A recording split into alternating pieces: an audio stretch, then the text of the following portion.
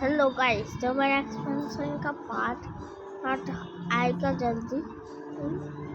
हो सकता तो मेरा एक्सपेंशन का पार्ट आएगा, इसलिए सब जो वेट करो तो हम लाने की चीज़ न करते। इसने ठीक बोला था, ये आने वाला है, जल्दी लाओ।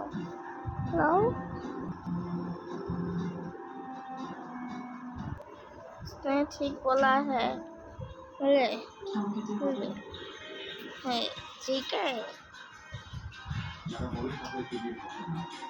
क्या ऐसा ठीक बोला है। अब तुम्हारा बारी है इसका अंडा। चलो आते हैं। इसने सही बोला है, ठीक है।